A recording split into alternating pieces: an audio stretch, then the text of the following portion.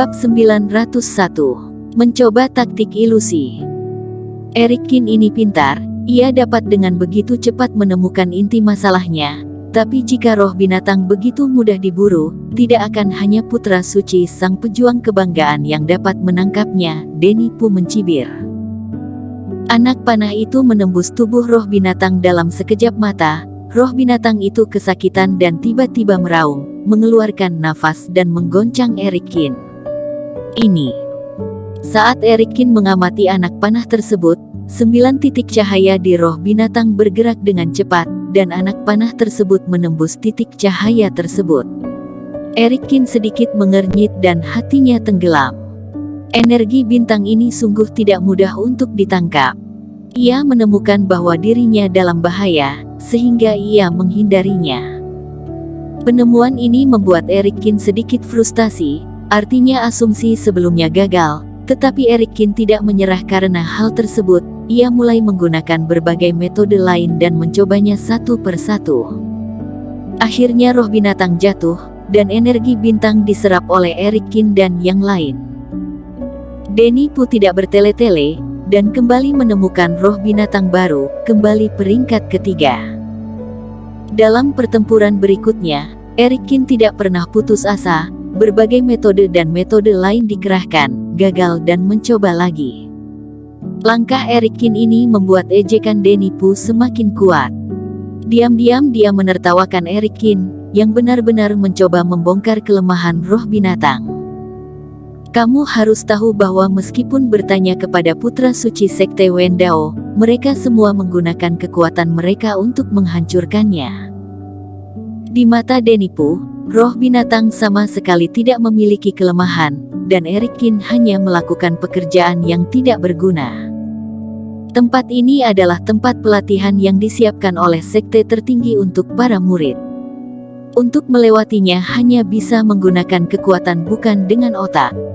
Mata Erikin berkedip cepat, dan kecepatan berpikir dalam pikirannya mencapai titik ekstrim.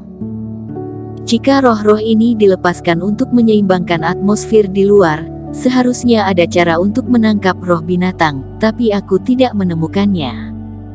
Energi bintang dalam roh binatang bergerak dan mengelak karena mereka melihat bahaya.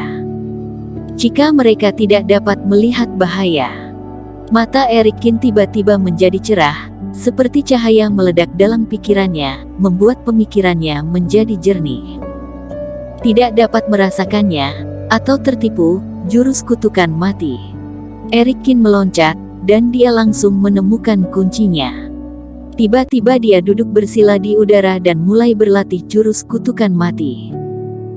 Waktu hampir habis, dan Erikin hanya mengeluarkan sedikit energi yang tersisa untuk mempercepat kemajuan. Ye Zun dan si Brewok memiliki kepercayaan besar pada Erikin, dan mereka tidak meragukan kepergiannya yang tiba-tiba dari perang, dan mereka masih melakukan apa yang seharusnya mereka lakukan. Dalam pertempuran ini, Erikin tidak ikut sama sekali. Setelah kematian binatang, Ye Zun dan si Brewok terengah-engah lelah, duduk di tanah, merasakan seluruh tubuh mereka seperti terisi timah, tidak mau bergerak. Teman-teman, hanya tersisa beberapa yang terakhir, ayo lanjutkan. Denny Pu berjalan sambil tersenyum kali ini. Ayo, aku hampir mati kelelahan. Si Brewok memutar matanya. Jika kalian menolak, kesepakatan di antara kita akan berakhir. Denny Pu tersenyum, dan dia sangat senang. Ye Zun dan si Brewok merasa kesal. Denny Pu ini benar-benar jahat. Jelas sekali bahwa ia tidak senang telah ditipu oleh Erikin. Sekarang ia menggunakan para roh binatang ini untuk membalas mereka.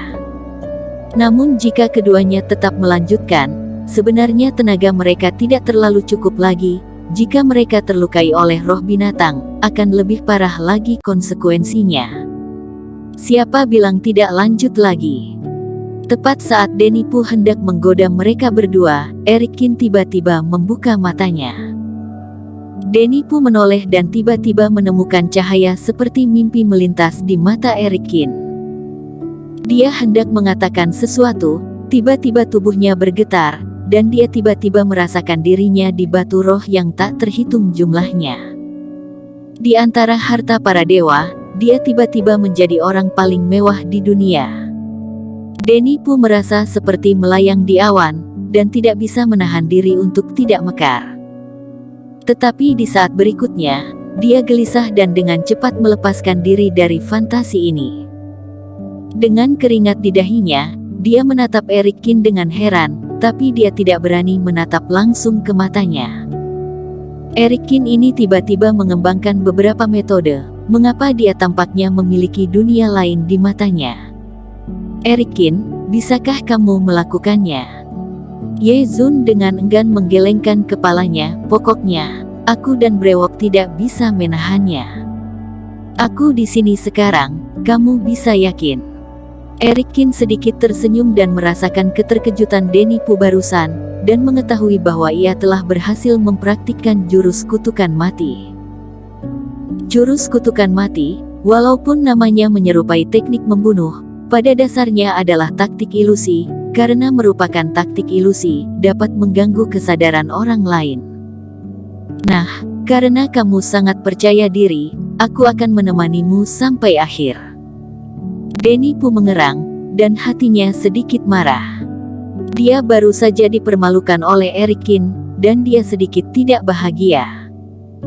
Dia mengalihkan pandangannya dan berkata, aku menemukan ada roh binatang di sana, ikut denganku. Eric Kin menatapnya dengan penuh perhatian. Keempatnya berangkat dan terbang selama 10 menit.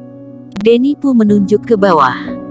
Roh binatang bintang 4, kenapa tidak kamu temukan yang berbintang 5? Ye Zun melihat binatang besar seperti gunung di bawah, dan berkata dengan marah. Sekarang beberapa orang itu hampir kelelahan. Denny Pu memainkan tipuan seperti itu. Bukankah ini penipuan? Beberapa dari kalian, aku sudah katakan bahwa aku hanya bertanggung jawab untuk membantumu menemukan roh binatang. Hantu binatang bintang 4 tidak buruk. Kamu sekarang memiliki 2 bintang astral, bunuhlah, kamu bisa masuk ke zona inti, Denny Pu berseru. Kamu. Si Brewok sedikit marah, dan sekarang mereka dalam keadaan mereka, cukup sulit untuk memburu roh binatang bintang 3, apalagi yang beberapa kali lebih kuat. Tidak apa-apa, aku ucapkan terima kasih karena telah membantu menemukannya. Aura yang luar biasa. Eric Kin tersenyum dan bergegas menuju roh binatang. Ekspresi percaya dirinya membuat Denny Pu bergumam di dalam hatinya untuk sementara. Apa maksud orang ini? Apa dia benar-benar bisa mengalahkannya? Boom! Roh binatang besar yang awalnya sedang beristirahat. Mendengar suara di atas kepalanya, tiba-tiba mengangkat kepalanya dan meraung, membuat hatinya sangat marah. Sebagai roh binatang bintang 4, para beku lain jarang berani mengganggu mereka. Ada beberapa pejuang yang sebelumnya mengepung dan membunuh mereka, tetapi beberapa dari mereka tertampar sampai mati dan segera melarikan diri. Sekarang Eric Kin menyerang sendirian. Dia hanya tidak meletakkannya di matanya. Binatang raksasa itu tiba-tiba mengangkat tamparannya dan menamparnya dengan telapak tangan, untuk memberi pelajaran yang berat kepada Eric Kin. Telapak tangan yang seperti bukit langsung menyelimuti tubuh Eric Kin, dan kemudian jatuh ke tanah. Dengan keras, bumi bergerak dan pegunungan berguncang, bumi retak berselang-seling, dan asap dan debu langsung naik ke langit. Eric Kin, Ye Zun dan si Brewok sama-sama terkejut. Mereka tidak mengerti mengapa Eric Kin tidak bisa menghindarinya. Orang ini benar-benar mencari mati. Hati Denny Pu terasa segar, ada baiknya Eric Kin ditampar sampai mati. Roh binatang juga meraung bangga, dan setelah memprovokasi Ye Zun dan lainnya, dia melepaskan telapak tangannya. Ia melihat sedikit merah tua di telapak tangannya, dan tampaknya itu adalah tubuh Eric Kin yang telah dihancurkan menjadi daging. Kemudian ia melihat Ye Zun dan lainnya melarikan diri ketakutan, tidak bisa membantu tetapi kembali tidur lagi, ingin masuk kembali ke alam mimpi. Namun, tidak butuh waktu lama baginya untuk bangun tiba-tiba dari tidurnya, merasakan sakit yang tajam di perutnya, seolah-olah ada sesuatu yang akan keluar dari perutnya. Bersambung. Terima kasih telah menonton video ini sampai akhir. Jangan lupa subscribe dan nantikan kisah episode selanjutnya hanya di Novel Story. Salam.